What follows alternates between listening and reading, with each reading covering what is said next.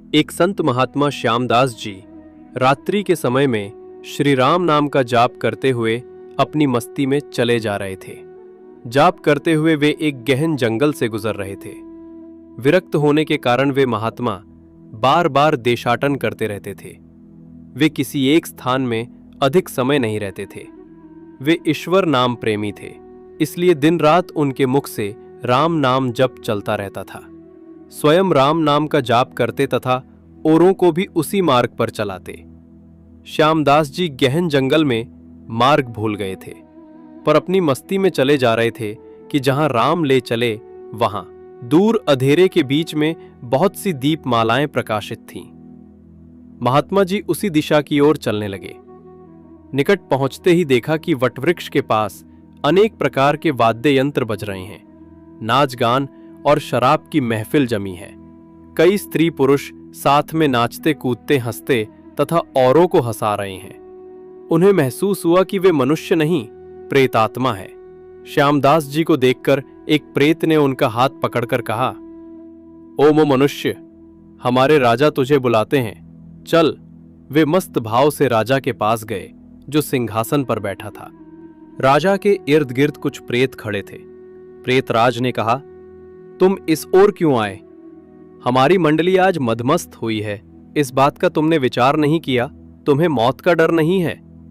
अट्टहास करते हुए महात्मा श्यामदास जी बोले, मौत का डर?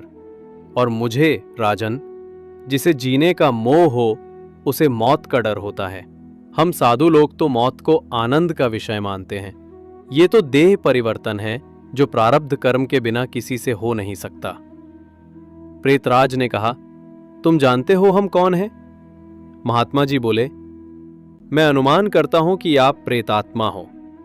प्रेतराज ने कहा, तुम जानते हो लोग समाज हमारे नाम से कांपता है। महात्मा जी बोले, प्रेतराज, मुझे मनुष्य में गिनने की गलती मत करना। हम जिंदा दिखते हुए भी जीने की इच्छा से रहित मृत्युल्य है। यदि जिंदा मानो तो भी आप हमें मार नहीं सकते। जीवन मरण कर्माधीन है। मैं एक प्रश्न पूछ सकता हूं?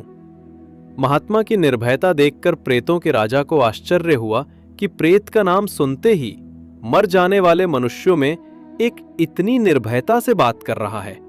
प्रेतराज बोला, पूछो, क्या प्रश्न है? महात्मा जी बोले, प्रेतराज, आज यहां आनंदोत्सव क्यों मनाया जा रहा है? प्रेतराज ने कहा, मेरी इकलौती कन्या योग्य पति न मिलने के कारण अब तक कुंवारी हैं, लेकिन अब योग्य जमाई मिलने की संभावना है। कल उसकी शादी है, इसलिए ये उत्सव मनाया जा रहा है। महात्मा हंसते हुए बोले, तुम्हारा जमाई कहाँ है? मैं उसे देखना चाहता हूं। प्रेतराज बोला, जीने की इच्छा के मोह का त्याग करने वाले महात्मा, अभी तो वो हमारे पद यानी प्रेतयोनि को प्राप्त नहीं हुआ है। वो इस जंगल के किनारे एक गांव के श्रीमंत का पुत्र है। महादुराचारी होने के कारण वो इस वक्त भयानक रोग से पीड़ित है। कल संध्या के पहले उसकी मौत होगी, फिर उसकी शादी मेरी कन्या से होगी।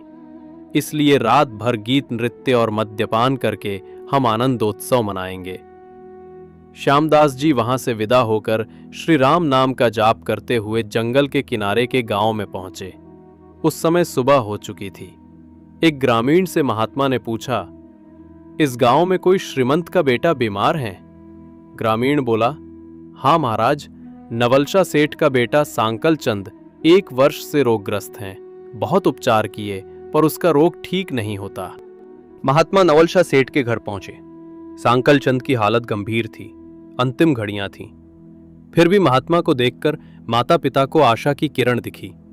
उन्होंने महात्मा का स्वागत किया। सेठ पुत्र के पलंग के निकट आकर महात्मा राम नाम की माला जपने लगे। दोपहर होते होते लोगों का आना जाना बढ़ने लगा। महात्मा ने कहा, क्यों सांकल चंद, अब तो ठीक हो? सांकल चंद ने आंखें खोलते ही अपने सामने एक प्रतापी संत को देखा तो रो पड़ा।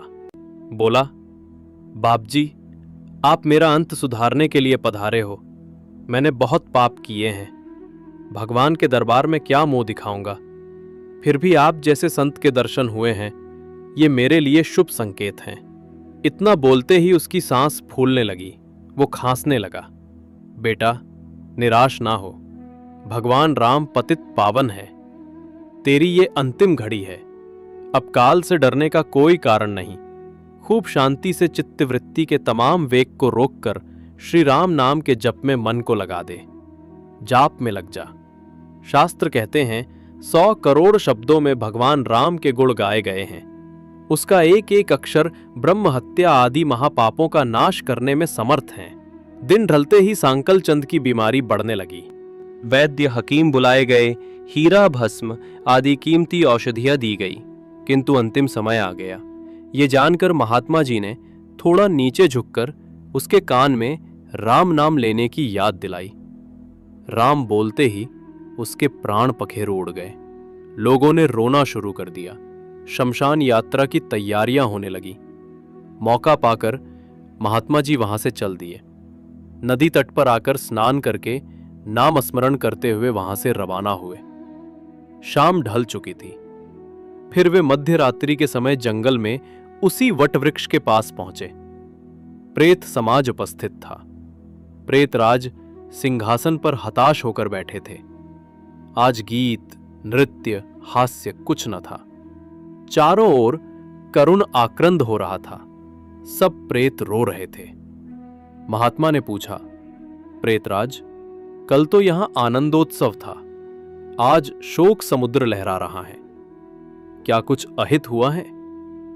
प्रेतराज बोला, हां भाई, इसीलिए रो रहे हैं। हमारा सत्यानाश हो गया। मेरी बेटी की आज शादी होने वाली थी, अब वो कुंवारी रह जाएगी। महात्मा बोले, प्रेतराज, तुम्हारा जमाई तो आज मर गया है, फिर तुम्हारी बेटी कुंवारी क्यों रही? प्रेतराज ने चिढ़कर कहा, तेरे पाप से। मैं ही मूर्ख हूं कि मैंने कल तुझे सब बता दिया। तूने हमारा सत्यानाश कर दिया। महात्मा ने नम्र भाव से कहा, मैंने आपका अहित किया, यह मुझे समझ में नहीं आता, क्षमा करना। मुझे मेरी भूल बताओगे तो मैं दोबारा नहीं करूंगा। प्रेतराज ने जलते हृदय से कहा, यहां से जाकर तूने मरने वाले को नाम स्मरण का मार्ग बताया और अंत समय भी राम नाम कहलवाया। इससे उसका उद्धार हो गया और मेरी बेटी कुंवारी रह गई। महात्मा जी बोले, क्या सिर्फ एक बार नाम जप लेने से वो प्रेत योनि से छूट गया? आप सच कहते हो? प्रेतराज बोला, हां भाई, जो मनुष्य राम नाम जप करता है वो राम नाम जप के प्रताप से कभी हमारी योनि को प्राप्त नहीं होता। भगवान, नाम जप में नरकोद्धारिणी शक्ति है। प्रेत के द्वारा राम नाम का ये प्रताप सुनकर महात्मा जी प्रेमाश्रु बहाते हुए भाव समाधि में लीन हो गए। उनकी आंखें खुली तब वहां प्रेत समाज नहीं था। बाल सूर्य की सुनहरी किरणें वट वृक्ष को शोभायमान कर रही थी। तो दोस्तों, कैसा लगा आपको ये प्रसंग? कमेंट करें, लाइक करें और चैनल को सब्सक्राइब करें।